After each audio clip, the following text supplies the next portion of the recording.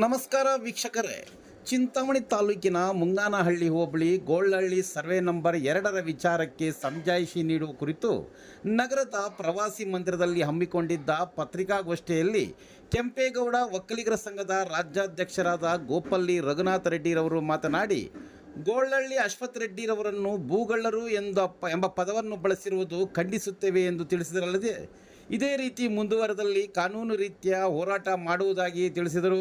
ಈ ಸಂದರ್ಭದಲ್ಲಿ ವಕೀಲರಾದ ಜಿ.ವಿ. ಸುರೇಶ್, ಜಿ. ರಾಜಣ್ಣ, ಗುಡೆ ಶ್ರೀನಿವಾಸ ರೆಡ್ಡಿರವರು ಮಾತನಾಡಿದರು.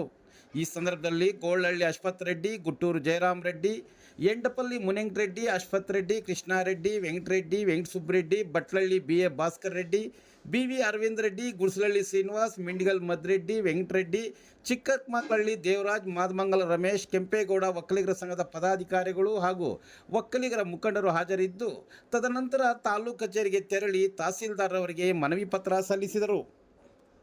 ಏನು ಈ ದಿನ ನಾವು ಪತ್ರಿಕಾಗೋಷ್ಠಿ ಕರೆದಿರೋ ಉದ್ದೇಶ ಏನು, ನಮ್ಮ ಹಿರಿಯರಾದಂತಹ ವಾಲ್ಪಲ್ಲಿ ಅಶ್ವಥ್ ರೆಡ್ಡಿ ಅನ್ನೋರ ಬಗ್ಗೆ ಸಂದೇಶ್ ಮತ್ತು ಮುನ್ರಾಜು ಅನ್ನೋರು ಭೂಗಳ್ಳರು ಮತ್ತೆ ಭೂ ಸ್ವಾಧೀನ ಮಾಡಿಕೊಂಡು ದೌರ್ಜನ್ಯವೆಸಗಿರ್ತಾರೆ ಅಂತ ಹೇಳಿ ಒಂದು ಪತ್ರಿಕಾ ಹೇಳಿಕೆಯನ್ನು ಕೊಟ್ಟಿರ್ತಾರೆ ಮೀಡಿಯಾ ಮುಖಾಂತರ. ಅದರ ವಿರುದ್ಧ ಇವತ್ತು ನಾವು ಇಲ್ಲಿ ಸಾಮಾಜಿಕವಾಗಿ ಮತ್ತು ಸಾರ್ವಜನಿಕರೆಲ್ಲರೂ ಎಲ್ಲರೂ ಪಕ್ಷಾತೀತವಾಗಿ ಮತ್ತು ಜಾತ್ಯತೀತವಾಗಿ ಇವತ್ತು ಅದನ್ನು ಖಂಡಿಸಿ ಈ ಪತ್ರಿಕಾಗೋಷ್ಠಿಯನ್ನು ಉದ್ದೇಶಿಸಿ ಕರೆದಿದ್ದೇವೆ.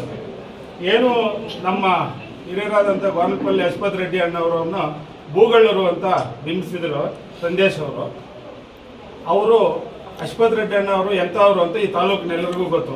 ಅವರು ರಾಜಕೀಯವಾಗಿ ಒಂದು ಪಕ್ಷದಲ್ಲಿ ಗುರುತಿಸ್ಕೊಂಡಿದ್ರು ಕೂಡ ಅವರು ಯಾವುದೇ ಪಾರ್ಟಿ ಅಂದಿರ ಜಾತ್ಯತೀತವಾಗಿ ಪಕ್ಷಾತೀತವಾಗಿ ಅವರೆಲ್ಲ ಕೆಲಸಗಳು ಮಾಡಿಕೊಂಡು ಈ ಮೃದು ಸ್ವಭಾವದಿಂದ ಈ ತಾಲೂಕಿನಲ್ಲಿ ಬಾಳ್ತಾ ಇರುವಂಥವ್ರು. ಅಂಥವರನ್ನು ನೀವು ಭೂಗಳ್ಳರು, ಅಲ್ಲಿ ಜಮೀನಲ್ಲಿ ಹೊಡೆದು ಜಮೀನು ಕಿತ್ಕೊಂಡಿದ್ದಾರೆ ಅಂತ ಇಲ್ಲಿಸಲ್ಲದನ್ನು ಸತ್ಯಾಸತ್ಯತೆ ತಿಳಿದೆ ನೀವು ಸುಖ ಸುಮ್ಮನೆ ಬಂದು ಇಲ್ಲಿ ಅವ್ರ ಮೇಲೆ ನೀವು ಈ ಥರ ಮಾಡೋದು ಸರಿಯಿಲ್ಲ ಅಂತ ನಾವು ಒಂದು ಹೇಳ್ತೀವಿ.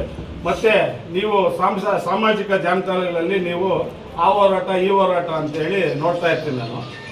ಅದನ್ನೆಲ್ಲ ನಾವು ನಿಜ ಅಂದ್ಕೊಂಡಿದ್ವಿ. ಇವರೆಲ್ಲ ಸಾಮಾಜಿಕ ಜಾಲತಾಣದಲ್ಲಿ ಹೋರಾಟ ನಿಜ ಅಂದ್ಕೊಂಡಿದ್ವಿ. ಇವಾಗ ನೋಡಿದ್ರೆ ಅದೆಲ್ಲ ಸುಳ್ಳು ಅಂತ ನಮ್ಗೆ ಅನಿಸ್ತಾ ಇದೆ. ಯಾಕೆ ಇದನ್ನು ಸುಳ್ಳು ಅಂತ ನಮ್ಗೆ ಅನಿಸ್ತಾ ಇದೆ ಅಂದರೆ, ಅಶ್ವಥ್ ರೆಡ್ಡಿ ಅಣ್ಣ ಅವರು ಯಾವ ರೀತಿ ಜಮೀನು ಬಂದಿದೆ ಅಂತ ಅವ್ರು ಹೇಳ್ತಾರೆ. ನನ್ನ ಮಗಳ ಯಾವ ಥರ ಇದೆ ಅದು ಅವರು ಸತ್ಯನ ಎಲ್ಲ ಅಂತೇಳಿ.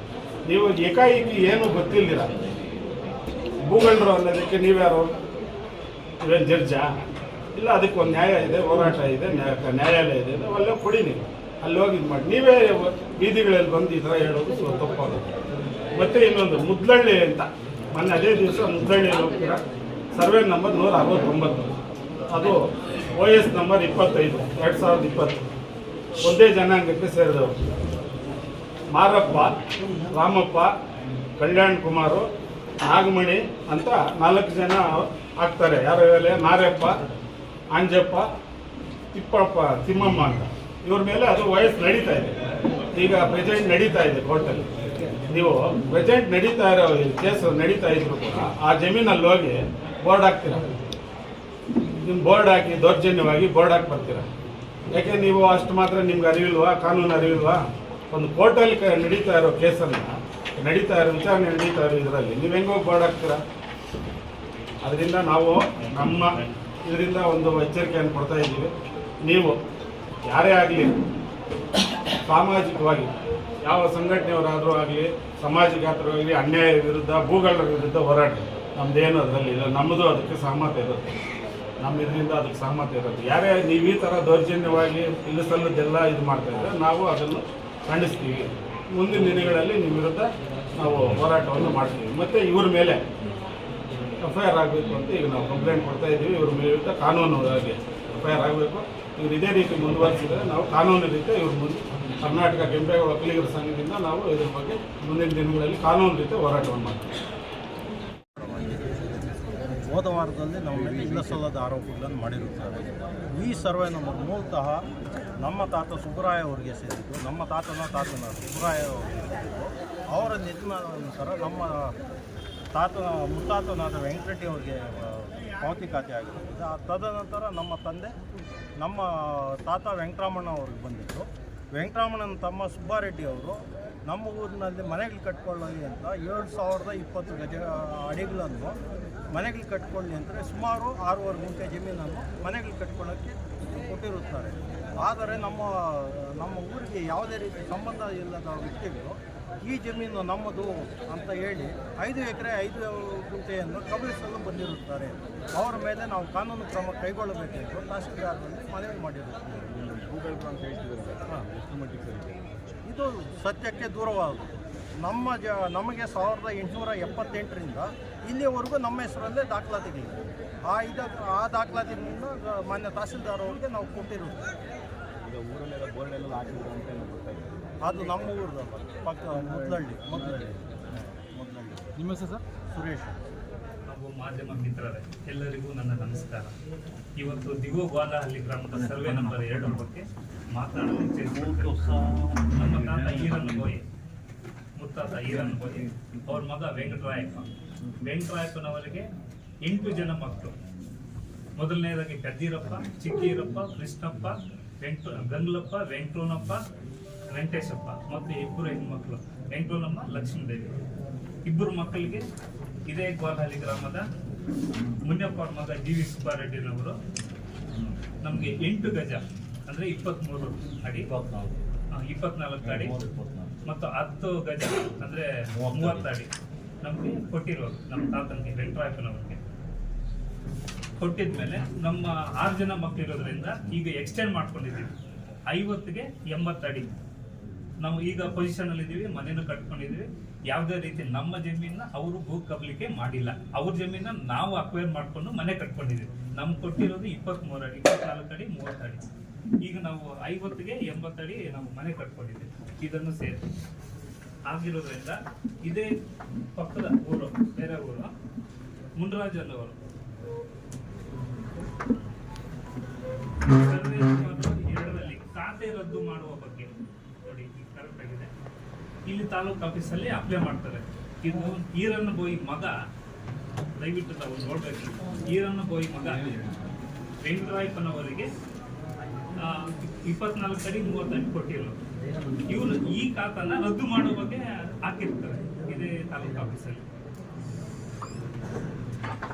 ಅದರಿಂದ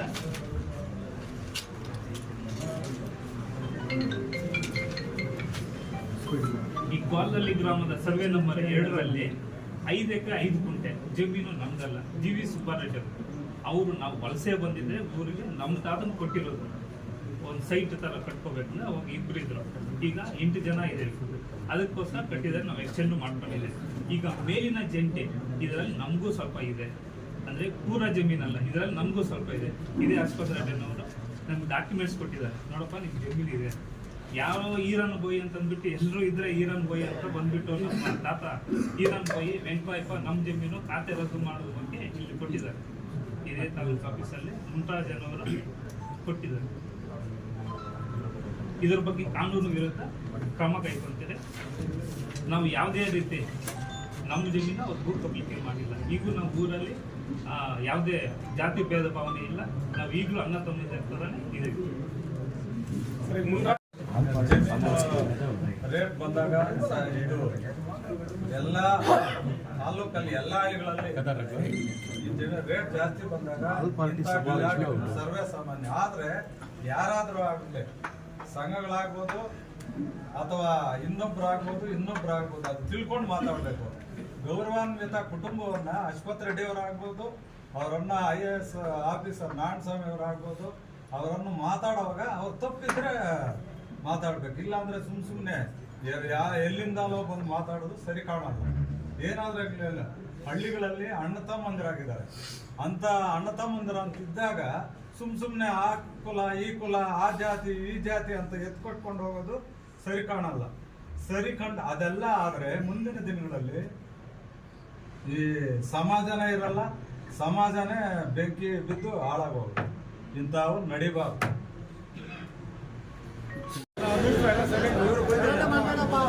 Suresh GV Sanna Venkatareddy ji, Goldahalli village, Minigal post, Chintamani taluk. Column number 9ರಲ್ಲಿ ಸರ್ವೆ ನಂಬರ್ 2 ಗೋಲ್ಡಹಳ್ಳಿ ವಿಲೇಜ್ ಸಂಬಂಧಪಟ್ಟ ಕೆಲವು ತಿದ್ದುಪಡಿಗಳು ಮಾಡಬೇಕು ಅಂತ ಹೇಳ್ಬಿಟ್ಟು ನಮಗೆ ರಿಕ್ವಿಷನ್ ಕೊಟ್ಟು ಅದಕ್ಕೆ ಸಂಬಂಧಪಟ್ಟಂಥ ದಾಖಲೆಗಳನ್ನ ರಿಲೇಷನ್ ಆಫೀಸ್ನ ILR ಸಂಬಂಧಪಟ್ಟಂತೆ ನಂತರ ಕರ್ದಾಕ್ office survey records DC RTCs ಎಲ್ಲ ಸಂಬಂಧಪಟ್ಟ ಅಗತ್ಯ ದಾಖಲೆಗಳನ್ನ ಸಲ್ಲಿಸಿರ್ತಾರೆ. ಈ ಒಂದು ರಿಕ್ವೆಷನ್ನ ನಾವು ಪರಿಶೀಲನೆ ಮಾಡಿಬಿಟ್ಟು ಕಾನೂನು ರೀತಿಯಲ್ಲಿ ಏನು ಮಾಡಬೇಕಾಗುತ್ತೆ